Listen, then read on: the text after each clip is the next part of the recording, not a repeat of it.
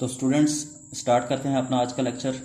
कल वाले लेक्चर में हमने इलेक्ट्रोस्टैटिक्स पर एक जनरल डिस्कशन की थी, तो यहीं से स्टार्ट लेते हैं। कल वाले लेक्चर को थोड़ा सा रिव्यू कर लेते हैं कि कल वाले लेक्चर में हमने देखा था कि इलेक्ट्रोस्टैटिक्स क्या है। हमने कहा था कि इलेक्ट्रोस्टैटिक्स फिजिक्स की एक ऐसी ब्रांच है जिसमें हम चार्जेस को रेस्ट पर स्टडी करते हैं। अब चार्जेस दो तरह के होते हैं, एक को हम बोलते होते हैं पॉजिटिव चार्ज और एक को हम बोलते होते हैं नेगेटिव चार्ज। और जो लाइक चार्जेस होते हैं, एक जैसे चार्जेस, ये एक दूसरे को रिपेल करते हैं, और जो अनलाइक चार्जेस होते हैं ये एक दूसरे को अट्रैक्ट करते हैं। लाइक फॉर एग्जांपल, ये भी पॉजिटिव चार्ज है, ये भी पॉजिटिव चार्ज है, दोनों एक जैसे चार्जेस हैं। एक को मैंने Q1 का नाम दे दिया है, एक को मैंने Q2 का नाम दे दिया है। दोनों क्योंकि लाइक चार्जेस हैं, दोनों पॉजिटिव चार्जेस हैं, इसलिए ये एक दूसरे को रिपेल करेंगे। मतलब Q1 को इस तरफ धक्का लगाएगा और Q1 Q2 को उस तरफ धक्का लगाएगा, मतलब एक दूसरे को रिपेल कर देंगे, एक दूसरे के ऊपर फोर्स लगाएंगे। अब यहां पर जो अनलाइक चार्जेस है, मसलन एक पॉजिटिव चार्ज है, एक नेगेटिव चार्ज है, तो ये एक जैसे चार्जेस नहीं है, बल्कि ये दोनों अपोजिट चार्जेस हैं। तो अब Q1 Q2 को अपनी तरफ अट्रैक्ट करेगा और Q2 Q1 को अपनी तरफ अट्रैक्ट करेगा, मतलब ये एक दूसरे को अपनी तरफ खींचेंगे। सो ये चार्जेस भी एक दूसरे के ऊपर कोई ना कोई फोर्स लगा रहे हैं। तो अब ये जो चार्जेस इलेक्ट्रिक, क्योंकि ये इलेक्ट्रिक चार्जेस हैं, ये एक दूसरे के ऊपर एक फोर्स लगा रहे हैं, तो इस फोर्स को हम बोलेंगे इलेक्ट्रिक फोर्स। अब ये फोर्स रिपल्सिव फोर्स भी हो सकती है और ये फोर्स अट्रैक्टिव फोर्स भी हो सकती है। मतलब अनलाइक चार्जेस एक दूसरे को अट्रैक्ट करेंगे और लाइक चार्जेस एक दूसरे को रिपेल करेंगे। तो ये फोर्स ऑफ अट्रैक्शन भी हो सकती है, फोर्स ऑफ रिपल्शन भी हो सकती है। तो ये जो फोर्स ऑफ अट्रैक्शन या फोर्स ऑफ रिपल्शन थी, ये कैलकुलेट की थी एक फ्रेंच मिलिट्री इंजीनियर ने, जिसका नाम था चार्ल्स कूलम, और इसने 1874 में ये कैलकुलेट की थी और बाद में इसको नाम दे दिया गया था कूलम्स लॉ। और ये जो कूलम्स लॉ है, ये ओनली एप्लीकेबल होता है पॉइंट चार्जेस पर। तो कूलम्स लॉ को स्टार्ट करने से पहले हम देख लेते हैं कि पॉइंट चार्जेस क्या होते हैं। तो पॉइंट चार्जेस, इसको अगर हम डिफाइन करें तो ऐसे डिफाइन करेंगे, a charge is said to be point charge if its size is small as compare to the distance from another charge. मतलब एक चार्ज को हम पॉइंट चार्ज उस वक्त बोलेंगे जब उसका साइज इतना स्मॉल होगा कि किसी दूसरे चार्ज से उसका डिस्टेंस बहुत ज्यादा हो लेकिन उसका साइज बहुत ज्यादा स्मॉल हो। मसलन फॉर एग्जांपल, ये मेरे पास एक चार्ज है, एक मेरे पास ये चार्ज है, तो इसका साइज बहुत ज्यादा स्मॉल है, लेकिन इसका दूसरे चार्ज से जो डिस्टेंस है वो बहुत ज्यादा लार्ज है। तो ये जो दोनों चार्जेस होंगे ये क्या कहलाएंगे? पॉइंट चार्जेस कहलाएंगे। अब हम इस कंडीशन में आ गए हैं कि हम कूलम्स लॉ को अंडरस्टैंड कर सकते हैं। तो कूलम ने क्या कहा था? कूलम ने यह कहा था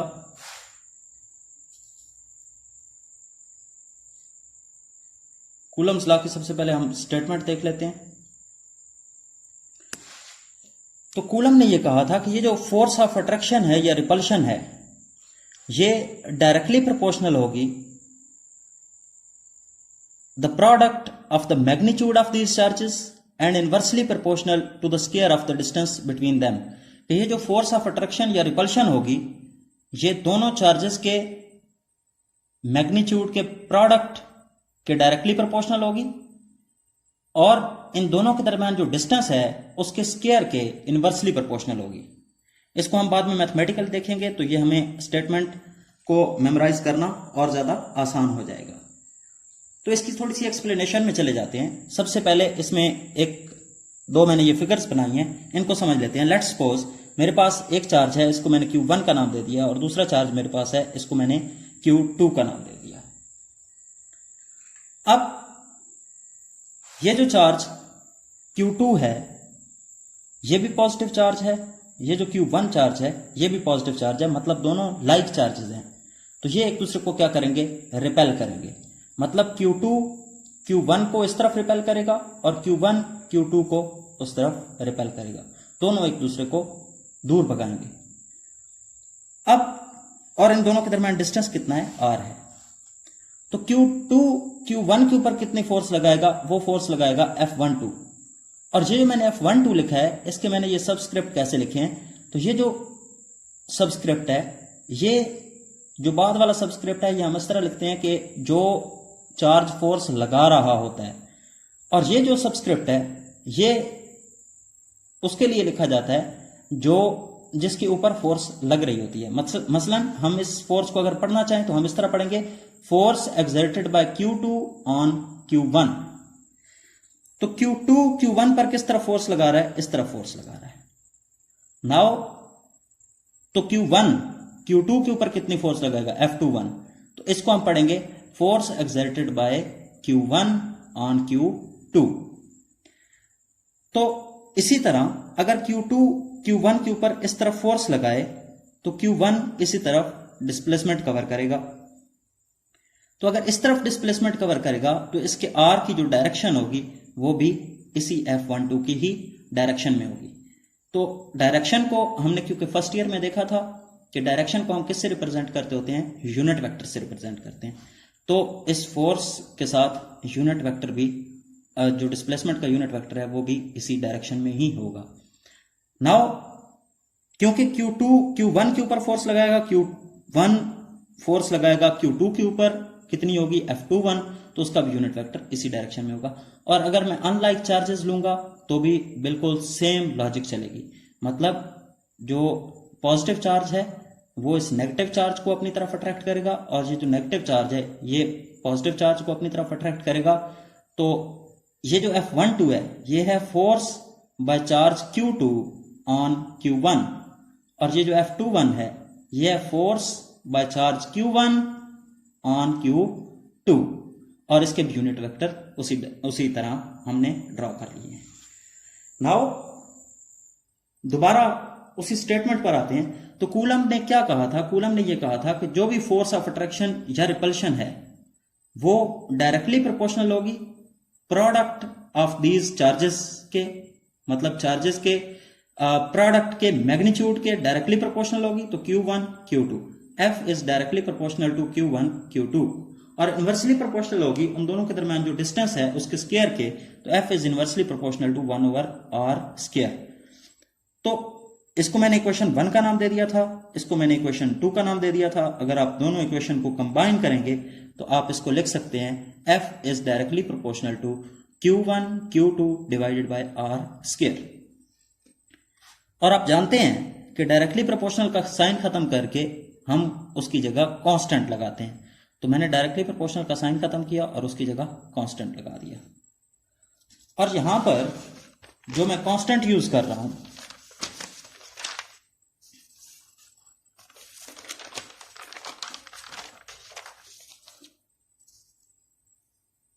वो कांस्टेंट है K। K को हम कूलम्स कांस्टेंट भी कहते हैं और कांस्टेंट ऑफ प्रोपोर्शनैलिटी भी कहते हैं। अब ये जो K है इसकी वैल्यू किस पर डिपेंड करती है, इसकी वैल्यू डिपेंड करती है नेचर ऑफ द मीडियम पर। अब ये मीडियम कौन सा है, ये वो वाला मीडियम है जो हमने इन चार्जेस के दरमियान प्लेस किया था। मसलन यहां पर ये जो दो चार्जेस हैं Q1 Q2, इन दोनों के दरमियान जो मीडियम है वो है फ्री स्पेस, मतलब कोई एयर वगैरह नहीं है, खला है, वैक्यूम है। तो इसलिए अभी हम फ्री स्पेस लेकर चलेंगे, बाद में हम इनमें कोई ना कोई मीडियम प्लेस कर लेंगे। तो K की वैल्यू डिपेंड करती है कि हमने इन दोनों चार्जेस के दरमियान में मीडियम कौन सा प्लेस किया हुआ है। तो क्योंकि यहां पर हम फ्री स्पेस लेकर चल रहे हैं तो फ्री स्पेस के लिए K की वैल्यू क्या होगी, K की वैल्यू होगी 1/4 पाई एप्सिलॉन नॉट। अब ये जो एप्सिलॉन नॉट है इसको हम बोलते होते हैं परमिटिविटी ऑफ फ्री स्पेस, क्योंकि हमने दो चार्जेस के दरमियान फ्री स्पेस यूज की है तो इसलिए हम उसी की परमिटिविटी यहां पर लगाएंगे। और अगर कोई और हम मटेरियल वहां पर यूज करते तो उसकी हम परमिटिविटी लगाते, फिर हम परमिटिविटी ऑफ फ्री स्पेस वहां पर ना लगाते। अब ये परमिटिविटी ऑफ फ्री स्पेस क्या होती है, परमिटिविटी ऑफ फ्री स्पेस ये होती है कि फ्री स्पेस कितना अलाउ करती है अपने अंदर से इलेक्ट्रिक फोर्स को पास होना।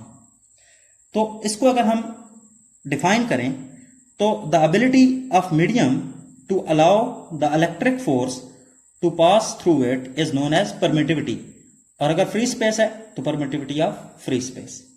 सो हम k की वैल्यू पुट कर देते हैं अपने इस एक्सप्रेशन में, तो ये हमारे पास एक्सप्रेशन बन जाएगा f is equal to 1/4 pi epsilon not q1 q2 divided by r square. तो ये हमारे पास this is expression for coulomb's force when medium between charges is free space.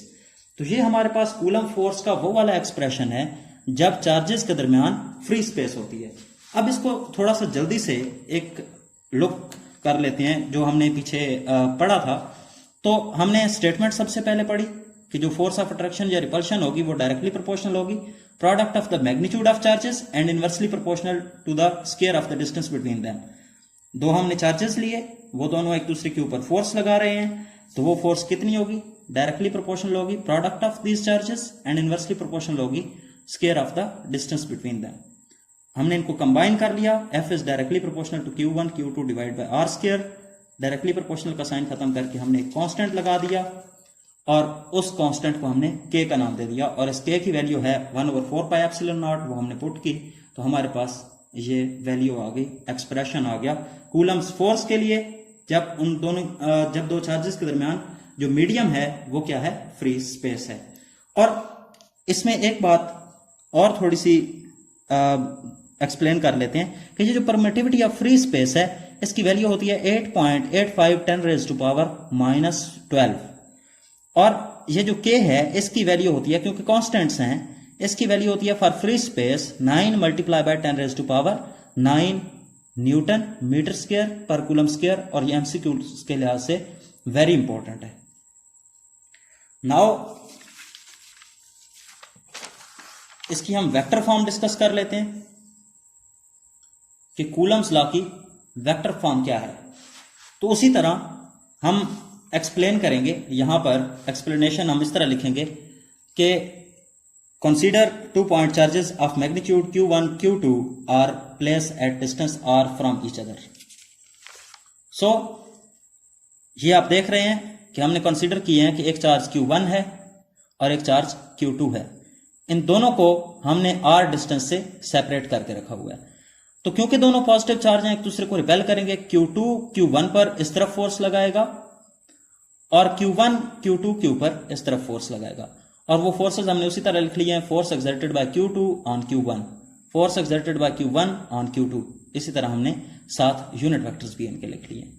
So force exerted by q2 on q1 is force exerted by q2 on q1, मतलब ये वाली force, क्योंकि मैंने कहा था ये जो सेकंड सबस्क्रिप्ट होता है ये शो कर रहा होता है कि कौन सा चार्ज फोर्स लगा रहा है, और ये जो सबस्क्रिप्ट है ये शो कर रहा होता है कि किस चार्ज के ऊपर फोर्स लग रही है। So F12 force exerted by q2 on q1, मतलब F12 is equal to 1/4 pi epsilon not q1 q2 divide by r square, इन दोनों के दरमियान डिस्टेंस का स्क्वायर, साथ मैंने मल्टीप्लाई कर दिया यूनिट वेक्टर, क्योंकि आपने गौर किया होगा कि पीछे जो मैंने एक्सप्रेशन लिखा था फोर्स के लिए उसके ऊपर मैंने वेक्टर का निशान नहीं डाला था। अभी क्योंकि मैं वेक्टर फॉर्म पढ़ रहा हूं तो इसलिए मैंने इसके ऊपर वेक्टर का निशान डाल दिया है, तो इसलिए मुझे सामने उसकी डायरेक्शन भी शो करनी पड़ेगी, क्योंकि हमने फर्स्ट ईयर में पढ़ा था कि अगर हम वेक्टर का निशान डालेंगे किसी भी वेक्टर का मैग्नीट्यूड भी होता है और साथ साथ डायरेक्शन भी होती है, तो मैंने उसका साथ उसी फोर्स का यूनिट वेक्टर भी साथ लगा दिया, ऐड कर दिया।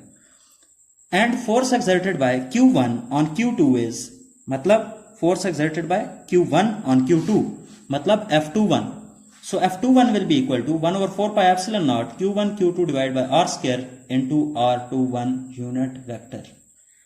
अब आप जानते हैं, मैंने इन दोनों को एक एक इक्वेशन का नाम दे दिया। अब आप जानते हैं कि जो यूनिट वेक्टर होता है इसका मैग्नीट्यूड क्या होता है, 1, मतलब ये दोनों यूनिट वेक्टर एक दूसरे के मैग्नीट्यूड में बराबर होंगे।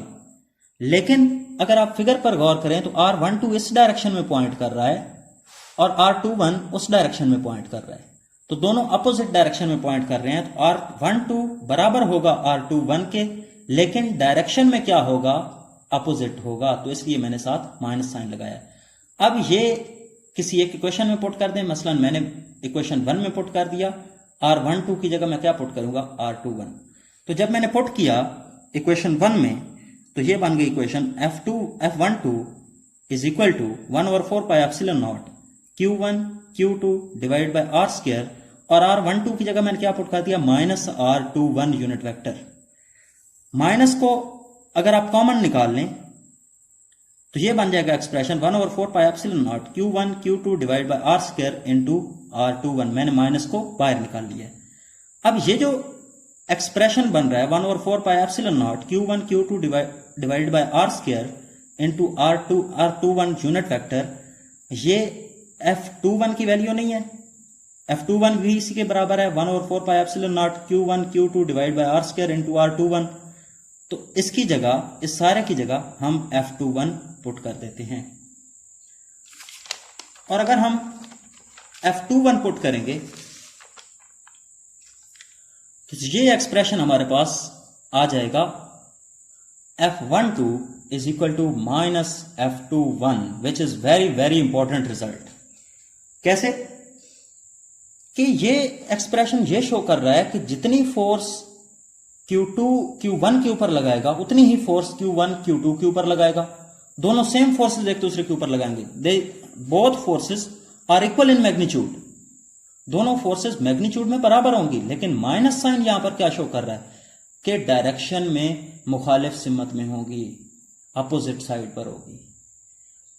तो दोनों एक दूसरे के ऊपर बराबर फोर्स लगाएंगे, लेकिन डायरेक्शन में क्या होगी, अपोजिट। और हम फिगर से भी देख सकते हैं कि अगर हमने लाइक चार्जेस भी लिए थे तो दोनों एक दूसरे के ऊपर फोर्स लगा रहे थे। एक इस तरफ फोर्स लगा रहा है, दूसरा उस तरफ फोर्स लगा रहा है, तो दोनों फोर्सेस डायरेक्शन में अपोजिट हैं। लेकिन अनलाइक चार्जेस भी मैंने लिए थे, तो एक इस तरफ फोर्स लगा रहा है तो दूसरा इस तरफ फोर्स लगा रहा है, ठीक है। तो फिर भी डायरेक्शन में दोनों अपोजिट थे, तो दोनों चार्जेस एक दूसरे के ऊपर फोर्स लगाएंगे, सेम इक्वल इन मैग्नीट्यूड होगी फोर्स, लेकिन डायरेक्शन में क्या होगी, अपोजिट होगी। मतलब जितनी कुव्वत के साथ Q1 Q2 को खींचेगा, इतनी ही कुव्वत के साथ Q2 जो है वो Q1 को अपनी तरफ खींचेगा, लेकिन डायरेक्शन में अपोजिट फोर्स लगाएंगे। अब ये चीज हमें कहीं ना कहीं देखी देखी लग रही है कि F12 is equal to minus F21। तो आपने फर्स्ट ईयर में पढ़ा था न्यूटन का थर्ड लॉ कि action and reaction are equal but opposite in direction. तो ये न्यूटन थर्ड लॉ के साथ मैच नहीं कर रहा, तो इसलिए हम लिखेंगे कि so coulomb's law is accordance with Newton third law, कि ये भी उसी से मिलता जुलता है। अच्छा, अब आ जाते हैं कि अब दो चार्जेस हैं, उनके दरमियान हमने कोई और मीडियम प्लेस कर दिया है। पहले फ्री स्पेस थी, अब हमने फ्री स्पेस की जगह कोई और मीडियम इन दोनों चार्जेस के दरमियान में पुट कर दिया है। मसलन कोई भी इंसुलेटर, मसलन मैंने रबड़ पुट कर दिया है, ठीक है। तो जब हम कोई भी दूसरा मीडियम प्लेस करते हैं इन दोनों चार्जेस के दरमियान, तो जो कूलम्स फोर्स होती है, फोर्स ऑफ अट्रैक्शन या रिपल्शन, वो कम हो जाती है। कम होती है लेकिन एक कांस्टेंट फैक्टर से कम होती है, तो उस फैक्टर को हम कहते हैं relative permittivity. So when we place any insulating medium between charges, the Coulomb force decrease by a constant factor known as relative permittivity. मतलब अब हमने उन दोनों चार्जेस के दरमियान फ्री स्पेस की जगह कोई ना कोई इंसुलेटिंग मटेरियल रख दिया। मसलन उन दोनों चार्जेस के दरमियान हमने दीवार डाल दी, तो अब जो फोर्स वो लगा रहे होंगे, अब वो फोर्स कम हो जाएगी। जैसे हम फॉर एग्जांपल एक एग्जांपल ले लेते हैं कि हम दो मैग्नेट लेते थे। मैग्नेट के दरमियान में अगर एयर होती थी तो वो एक दूसरे के साथ मजबूती से चिपक जाते थे, लेकिन उनके दरमियान फिर हम अगर एक बुक रख देते थे तो उनकी फोर्स थोड़ी कम हो जाती थी। और अगर हम कोई बहुत ज्यादा थिक कोई चीज उन दोनों के दरमियान में प्लेस कर देते थे तो उनकी मैग्नेटाइजेशन का एक दूसरे के ऊपर कोई इफेक्ट भी नहीं होता था। तो इसी तरह अगर हम कोई भी मीडियम इन दोनों चार्जेस के दरमियान प्लेस कर देंगे तो इन दोनों चार्जेस की जो फोर्स है, जो फोर्स ऑफ अट्रैक्शन या रिपल्शन है, वो क्या हो जाएगी, कम हो जाएगी बाय सर्टेन फैक्टर, जिस फैक्टर को हम क्या बोलेंगे, relative permittivity. So relative permittivity जो है, रिलेटिव परमिटिविटी बराबर होती है permittivity of medium divided by permittivity of free space. So इसको हम बोलेंगे एप्सिलॉन। इस सिंबल को हम बोलते होते हैं epsilon. So epsilon r is equal to epsilon over epsilon not, क्योंकि मैंने इसके साथ जीरो लगाई हुई है तो एप्सिलॉन नॉट। तो ये किसको शो कर रहा है? रिलेटिव परमिटिविटी को। ये किसको शो कर रहा है? परमिटिविटी ऑफ द मीडियम को। और ये किसको शो कर रहा है? परमिटिविटी ऑफ फ्री स्पेस को। तो अगर मैं यहां से परमिटिविटी ऑफ मीडियम को अलग करूं तो ये एप्सिलॉन नॉट उधर जाकर मल्टीप्लाई हो जाएगा। तो एप्सिलॉन मतलब permittivity of medium is equal to relative permittivity multiply by permittivity of free space. So when medium is placed the magnitude of Coulomb force will be, तो मैग्नीट्यूड ऑफ कूलम फोर्स वही रहेगा, F is equal to 1/4 pi. यहां पर हम epsilon not लगाते थे free space के लिए, अब क्योंकि फ्री स्पेस नहीं है, दरमियान में कोई ना कोई मीडियम है, तो उसकी परमिटिविटी हम यहां पर लगाएंगे into Q1 Q2 divide by R square. सारा सेम रहा, सिर्फ और सिर्फ परमिटिविटी ऑफ फ्री स्पेस की जगह अब परमिटिविटी ऑफ मीडियम हमने लगा दिया। तो यही जो एक्सप्रेशन है ये किसके लिए बन गया? ये उस फोर्स के लिए बन गया जब हमने मीडियम प्लेस कर दिया दो चार्जेस के दरमियान। सो इसको हम उसी फॉर्म में दोबारा वापस ले जाते हैं, परमिटिविटी ऑफ फ्री स्पेस की फॉर्म में। सो F के साथ मैंने M लगा दिया, मतलब ये अब वो फोर्स है जब हमने मीडियम प्लेस किया हुआ है, M से मीडियम प्लेस किया हुआ है। So F M is equal to 1/4 pi. Epsilon की जगह मैंने ये वाला एक्सप्रेशन यूज कर लिया, epsilon are into epsilon not, क्योंकि रिलेटिव परमिटिविटी ऑफ मटेरियल्स हमें पता होती है। जैसे एयर के लिए रिलेटिव परमिटिविटी जो है वो है 1.006 I think. So 1/4 pi epsilon r, इसकी जगह हमने ये वाला एक्सप्रेशन पुट किया है, तो एप्सिलॉन की जगह पुट किया epsilon are into epsilon not Q1 Q2 divide by R square. So F M is equal to 1 over epsilon r को मैंने अलग कर लिया है, तो ये बन गया 1 ओवर एप्सिलॉन आर, अलग कर लिया, अंदर क्या बच गया 1/4 pi epsilon not Q1 Q2 divide by R square. और ये वही फार्मूला नहीं है जो हमने फ्री स्पेस के लिए निकाला था। यहां पर ये अगर आप देखें तो फ्री स्पेस के लिए हमने यही एक्सप्रेशन निकाला था, F is equal to 1/4 pi epsilon not Q1 Q2 divide by R square. So ये वही एक्सप्रेशन हमारे पास दोबारा वापस आ गया। तो ये हमारे पास जो फार्मूला बन जाएगा वो इस तरह बनेगा कि F M is equal to 1 over epsilon r, और ये हमारे पास वही फोर्स आ गई है जब दो चार्जेस के दरमियान हमने फ्री स्पेस रखी हुई थी, मतलब आप कह लें खला रखी हुई थी, कोई वहां पर एयर भी नहीं थी। तो हम उसकी जगह क्या पुट कर देते हैं, एफ नॉट, मतलब वो वाली फोर्स जब दो चार्जेस के दरमियान फ्री स्पेस थी। तो this is require expression for coulomb's force when any medium is placed between charges. तो हम अब सिंपली क्या करेंगे कि हम फ्री स्पेस के लिए दो चार्जेस के दरमियान जो फोर्स ऑफ अट्रैक्शन या रिपल्शन है वो निकाल लेंगे, और अगर कोई भी हम मीडियम बीच में प्लेस करते हैं तो उसकी रिलेटिव परमिटिविटी से डिवाइड कर देंगे, तो हमारे पास वो फोर्स आ जाएगी कि अब कितना फोर्स वो कम होगी। सो एक्स्ट्रा के तौर पर अगर हम देखना चाहें तो एप्सिलॉन आर को हम इस तरफ लेकर चले जाते हैं और एफ एम को इधर लेकर चले जाते हैं, तो हम इसको इस तरह भी डिफाइन कर सकते हैं कि relative permittivity is the ratio between Coulomb force when medium is placed between charges। नहीं, relative permittivity को हम इस तरह डिफाइन करेंगे कि the ratio between Coulomb's force when medium between charges is free space and Coulomb's force when any insulating medium is placed between charges। तो ये था कूलम्स लॉ। इसमें क्वेश्चन इस तरह करके आ जाता होता है कि define and drive Coulomb's law. तो आपने उसको कूलम्स लॉ को डिफाइन कर देना है और उसको ड्राइव करते हुए के को एक्सप्लेन करके नीचे आपने फ्री स्पेस के लिए एक एक्सप्रेशन निकाल लेना है। या कभी कभी क्वेश्चन इस तरह आ जाता होता है कि define Coulomb's law and drive it's vector form. तो वेक्टर फॉर्म में या फिर वो कह देता है कि न्यूटन के थर्ड लॉ के साथ कैसे अकॉर्डेंस है कूलम्स लॉ की, तो इसको एक्सप्लेन कर दें। तो हमने न्यूटन के लॉ को भी एंड में एक्सप्लेन कर दिया था। या वो कह देता है कि drive expression for force Coulomb's force when any insulating material is placed between them, मतलब जब कोई भी मीडियम इंसुलेटिंग मटेरियल हो। तो इस तरह करके भी क्वेश्चन आ जाता होता है। तो आपने इसको अच्छे तरीके से पढ़ लेना है। इंशाल्लाह कल के लेक्चर में हम इलेक्ट्रिक फील्ड को स्टार्ट करेंगे।